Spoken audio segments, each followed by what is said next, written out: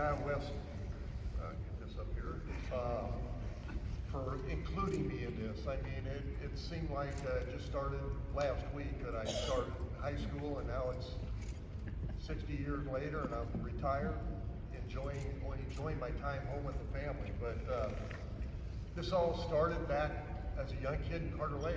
My dad was our Little League coach who won 3 state championships, and it all goes along with family. I've got the greatest wife, I don't know where she's at, but she raised 3 boys while I was gone 6 months a year. And they didn't have cell phones when we first started, so she couldn't get a hold of me without calling 3 other people if something happened. So thank you, sweetie, for taking care of them 3 boys, who all went to TJ, who all went on to college to play baseball. So very fortunate there, but again, it all goes back to family. Mom and Dad drug us around. College, they followed me. Pro ball, they followed me. My friends network, growing up, is so important. You get with the wrong group, bad things can happen.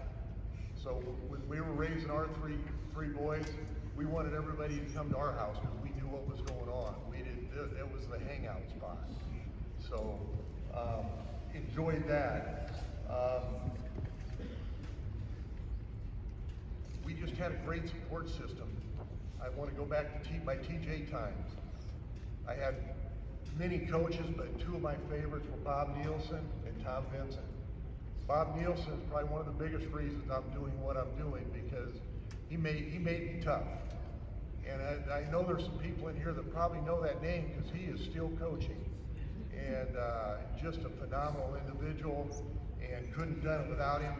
Another gentleman, Claude Hamilton, who got Carter Lake sports going as a kid. He would take money out of his own pocket to make sure a kid had a glove to play baseball. He would drive them. Just a great person who started Carter Lake sports. And Carter Lake sports were a big part of TJ. When we had Ken Savedlik pitch, we had 5 of the 9 starters from Carter Lake.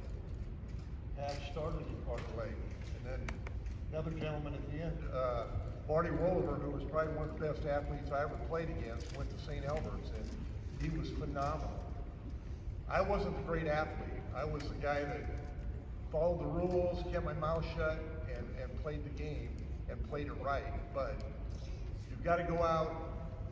It takes dedication. It takes hard work. It's a lot harder now as a kid to be a player because of all the baseball you have to go. We would have 5 guys. We'd go down to the ballpark and make up a game and make it fun. Now you've got to have somebody sponsor you. You've got to select.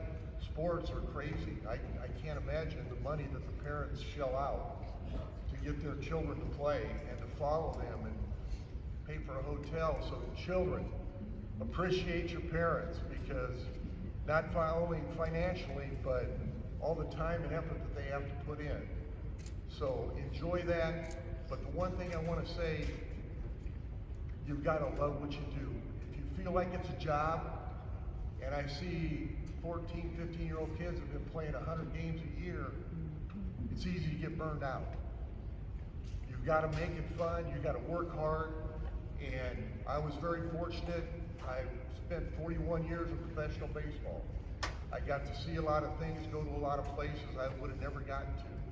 And I still ended up in Carter Lake, and it's still my favorite place. So thanks to everybody for coming out today to support us all. And thank you for everything.